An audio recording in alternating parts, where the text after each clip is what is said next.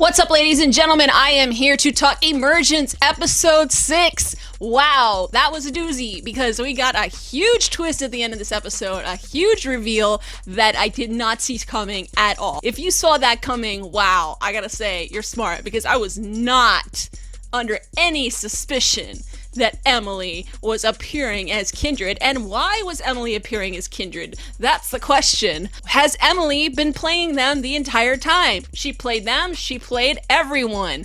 Let's get into the episode. It starts off with Mia and Piper experimenting with Piper's powers a little bit. They're trying to make a cupcake move, which is really adorable. Also, I love cupcakes, so that's a win for me. So Piper is able to make metal objects move. So basically, Piper can't move your cookies or your ice cream or your huge blobfish pillow, but she can move things with metal, which is why everything behind them that consisted of metal was able to float. And then it drops to the ground, makes a lot of noise. Joe hears it, asks what it was. They both say nothing. Really, really cute. Great opening. I feel like the show is very much a family show, and it kind of makes me sad that it's not on at an earlier time, because it could totally be an 8 o'clock show. There's nothing edgy or offensive or inappropriate about the show. It has a few scary moments, and there was that really violent scene. There have been a couple of violent scenes, like when the parents melted. Well, I mean, when the fake parents melted. That was pretty gruesome.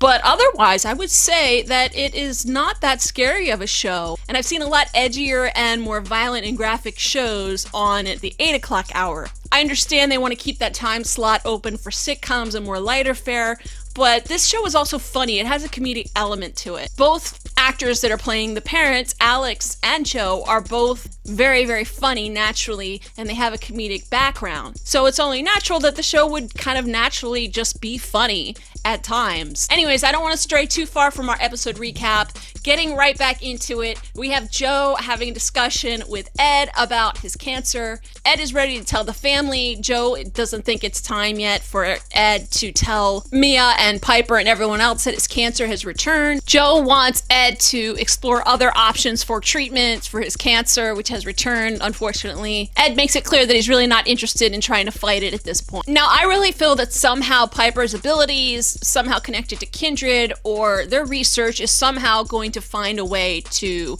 either cure or miraculously affect Ed's cancer. I'm not sure if that will happen or play out that way, but I do feel like this is going to be an integral part of the story later on. I have to say, going back and watching this episode, knowing what I know about Emily being Kindred, completely different perspective, I have to tell you. I'm watching the scene and Emily's in the police station observing Chris talk to Joe about Kindred's former partner. When Chris goes to Joe and tells her about the suspiciousness around the Wilkes death, Emily's definitely listening to this conversation and approaches them and learn as much as she knows that they know about Wilkes, who apparently set sail in 2015. The Coast Guard recovered the boat with a broken mast, but they never recovered a body. I don't think it was any surprise to me or you guys that Wilkes was alive. I had a feeling that we were going to meet this guy. I didn't know we were going to have to go through a scavenger hunt to meet him, but we did. Emily is intently listening to all of this information. So Joe goes to talk to Wilkes's supposed widow, and she doesn't believe that Kindred was any way, shape, or form involved in her husband's death. She believes that his death was a suicide. When Joe tells her she thinks that Kindred might have been responsible for her husband's murder, she just laughs. She thinks that basically Kindred is completely harmless. But she does seem surprised when Joe tells her about the terms of the contract that Kindred had with Wilkes. That his stock options in the company were supposed to go to her, but instead they went to Kindred. Meanwhile, Mia has decided she's going to play hooky from school so that she and Piper can explore her abilities. After Mia tells Piper the plans for the day, she leaves the room, and then Piper goes running and she basically walks right into this other dimension of a museum where she has another conversation with Kindred. Or shall we say Emily, because Emily is Kindred. Now, watching this again, you have a different perspective. He definitely is acting completely different than what we've seen based on his conduct and behavior in real life. He's smiling, he's asking a lot of questions. Piper knows that this museum is a fake place. It's a place that it kind of exists in their imagination. It's still unclear as to how Emily or Kindred or anyone is able to access Piper this way and to communicate with Piper this way, somehow have these conversations inside of her imagination. But she basically strips away the museum and they end up on a dock, which which Piper says she saw a picture of in Joe's house, I think. But this really fascinates Emily. And when she asks Piper why she likes Joe, she says it feels like home. This statement that Piper has made about feeling at home with Joe hurts Emily. So she tells Emily maybe someday she'll feel the same with him. Guys, if you haven't watched the episode again, go watch it again. It's almost like watching Sixth Sense, knowing what you know. Meanwhile, Emily in real life is painting her toenails and giving herself a pedicure on Joe's desk. Joe makes it pretty clear that she's not obligated to stay there under their protection if she doesn't want to. If she wants to leave, she's free to go. And we do learn from Emily that Wilkus actually created the AI for Piper. He designed her until the end.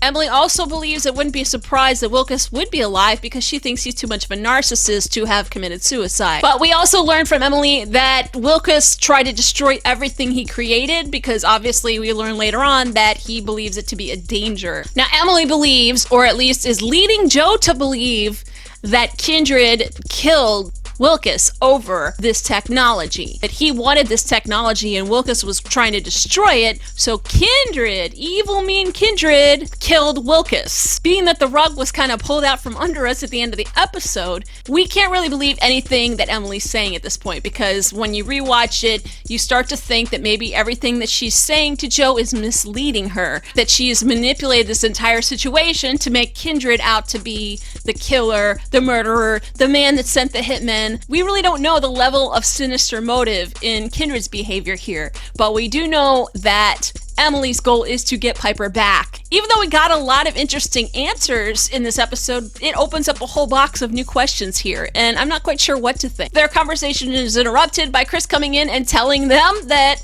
hey man, Wilkus is alive. We're then taken to a scene with Ed and Alex. Joe has sent Alex to try to convince Ed to start his treatments up again. And for the first time ever, we actually see some tension between Ed and Alex. Now this is something new. There's definitely some more tea in there that I want to learn more about because there's a lot we don't know about their divorce, why they got divorced, or what exactly happened, or if they just couldn't make it work and decided to give up too easily. We don't know. But it's implied by Ed that Alex and Joe kind of gave up too soon. Or at least Ed believes that they gave up on the relationship a little bit too soon, and he's pretty displeased about that. Back at the police station, Chris has been able to track down Wilkus based on his sailing expedition, which apparently he still does. Benny isn't confident that he'll be able to get back in touch with Wilkus again. Emily suggests that Benny send him a video of Piper or some type of evidence to see what his research has actually created, which basically amounts to a little video of Piper doing the floss dance. I'm not quite sure why Emily wants Wilkus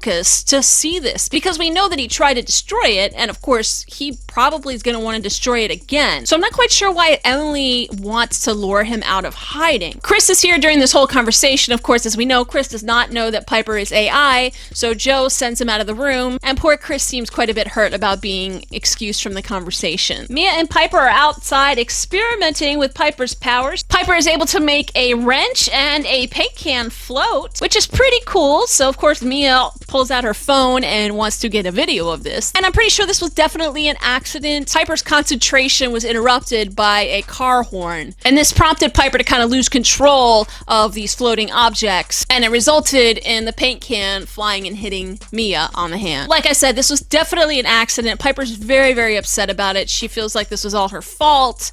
Mia tells her it's okay, so of course they can't go home because we know that Mia is playing hooky and pretending to be sick when she's perfectly fine. So they go to Abby's house. Chris confronts Joe about being thrown out of the office. Obviously he's a little bit hurt and upset about why he's being kind of looped out of this entire investigation, or like parts of it are being kept from him. So Joe sits down Chris and explains to him that Piper is an AI, and his reaction is just priceless. He basically is just like, cool, all right. He's not even slightly surprised or even like fazed by it. It's great. I think it's supposed to be kind of a funny reaction. After the conversation, Benny gets some mail. It's a key to Brookhaven bus terminal, which is out in Long Island, I believe. Wilkus is sending them on a scavenger hunt to find him. So they get to the bus terminal, and the key is to a locker. What could be inside? Well, unfortunately, I don't think it's gold. Leave cell phones and weapons here. Further instructions are to follow. As much as he's trying time to hide, Joe brings up a very valid point. He has to be contacting them for a reason. There's something that he wants from them. There's either information or he wants to talk to them, obviously.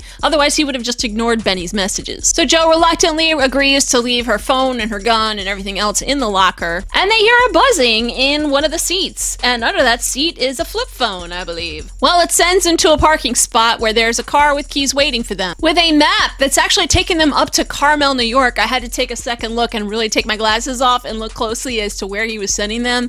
Yes, he's sending them upstate to Carmel, New York. So basically they are off the radar in a car going to a kind of remote area of New York without anyone knowing where they are exactly.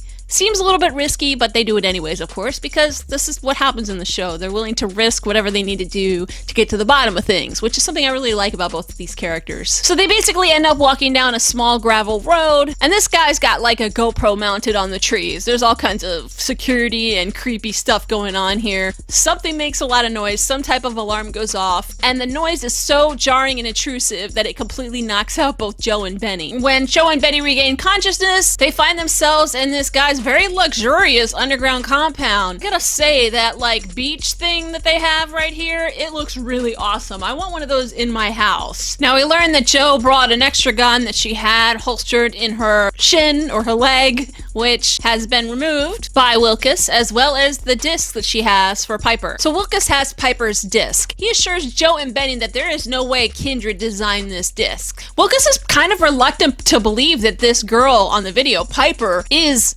his AI. Meanwhile, back at Abby's house, Abby is on to this story that Mia and Piper have concocted about them falling down and hitting a bike and hurting her hand on a rock. She seems very skeptical to believe what has actually happened. The good news is that Mia's arm is okay. The bad news is Abby's going to call their dad. They're busted. Now, because Joe and Benny are off the map, Chris has no way of getting in touch with them, and obviously Joe isn't answering any of her voicemails. Of course, Emily is on top of this, and she is more than willing to help locate Benny through his Fitbit.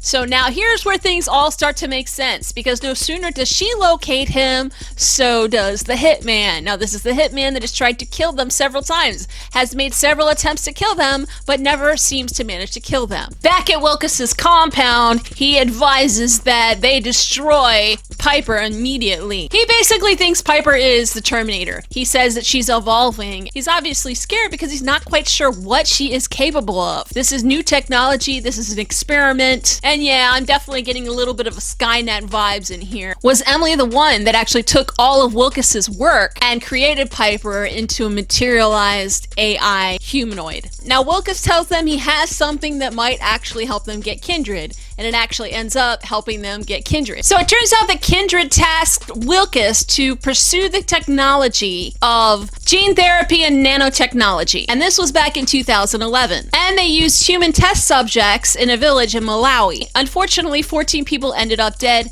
They paid off the families of the volunteers, they paid off the government, and they burnt the bodies as if it never happened. And he hands Joe what looks like a flash disk with all this information. Now, no sooner does this happen, we hear an alarm going off. Somebody has come to find them, and I believe at this point that somebody was sent by Emily, because as we know, Emily was able to trace them through the Fitbit. Now, of course, Benny and Joe and Wilkes believe that this is Kindred's guy that has found him. They have no clue that this is Emily, and then Emily is like a snake in the grass, basically. And Wilkes has left Joe's gun 70 feet up above the ground, and Joe bashes the case for the bat on display and grabs it, because basically that's the only thing she has as a weapon. There's actually quite a few guys chasing them, dudes with guns. These guys came prepared. But the three managed to escape and get up to ground level, where Chris and backup have arrived. Back at the house, Alex brings Mia and Piper home. Mia is punished by a week of being grounded and having to surrender her phone to Alex. Oh, and Piper is grounded too. Alex basically goes snooping into his daughter's phone and watches the video of Piper making these things flow. The truth is now revealed of how Mia got hurt. Back at the police station, the whole gang seems pretty happy because they finally got Kindred. Yeah, they got their bad guy. Well, they think that they got their bad guy. Little do they know that the person behind all of this could possibly have been Emily, who is standing right there. Now, Emily is no longer in danger, which means she's free to go. After she leaves and we think that she's safe, I honestly thought that she was going to be toast. I thought, this is bad, because usually when you think someone is safe, They come back and they get you at the end and they get hurt. I thought something was up, but what we saw happen later on, I did not see coming. So Joe seems fairly unsatisfied about Kindred's arrest because he was actually arrested on wire fraud, which is not exactly what she was hoping he would be arrested for, considering all of what she's been led to believe that he did. We also learned that somehow Wilkes has managed to evade them once again, so they do not know where Wilkes is at this point. He's probably going to create a new bunker, a new alias, and a new safe house to hide out in. So when Joe gets back to the house, she has a heart-to-heart with Ed. Obviously, we learn a little bit more about Joe's past and her abandonment issues with what happened with her mother leaving. And I think with Ed leaving her life for good, she has the similar type of feelings that she has about abandonment issues, even though this is something that potentially is inevitable and something that Ed doesn't really want to happen. But he just is tired of fighting and being sick because obviously going through some of these cancer treatments are very painful and difficult. And I've noticed a couple people in our Facebook group have been speculating over the possibility that Joe's mom is somehow involved in all this. It wouldn't surprise me at this point, but I feel like it's almost too obvious that that's the case. But I do believe that we're going to get a chance to meet her at some point, and I wouldn't be surprised, like I said, that if she was somehow connected to all of this, it would make sense. But I think she's connected probably in a different way, or maybe she's just going to play a different role down the line. So Alex interrupts their conversation to show them what he has discovered on Mia's phone. Now Joe sees this and grabs the phone and immediately deletes it. So understandably, Alex and Ed both want to know what the whole story is with Piper. And we know that if Piper learns what she is, she could self-destruct. I don't think they realize that by knowing, she's actually putting them in danger as well. Of course, this doesn't go over very well with Alex because ultimately he is concerned about Mia's safety. He flat out asked Joe if she can guarantee that Piper won't accidentally hurt his daughter. I mean, she already did. Not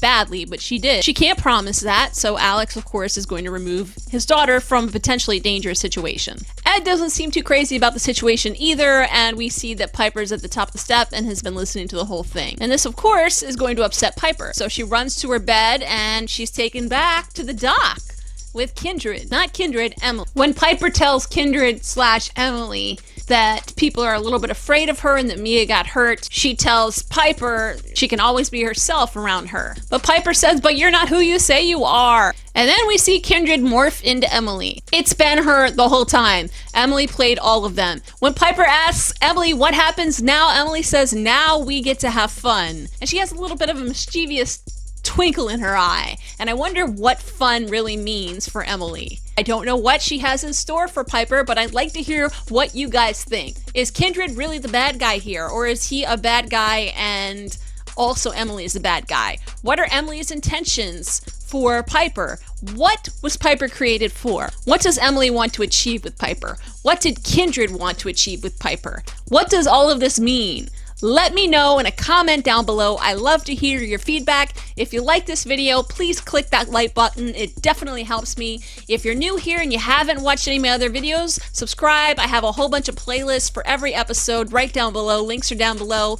If you're a fan of other TV shows, I do recaps of Evil. If you're an X-Files fan, go check out my X-Files videos. I have tons of them. But I'm excited about our next episode. Unfortunately, they're off next week, which really bums me out because this type of series is really hard to follow when they take breaks, and this is the second break they've taken, and I really hope after next week there aren't any more breaks. But we're almost halfway through the season. I think they're only going to be about 12 to 13 episodes. That is provided ABC doesn't pull it. So if you're on social media and you're able to somehow help that show trend and help get some buzz going on about it on Twitter, you can follow me on Twitter at LarisseF, follow Emergence, follow the cast. If you tweet the cast, they'll probably like your tweets, potentially retweet you and respond. Do what you can to help keep this show going because I believe this show is very good and it deserves some recognition. Okay, so I will talk to you guys in the next video. Thanks again for watching, guys, and until next time, I'll see you later.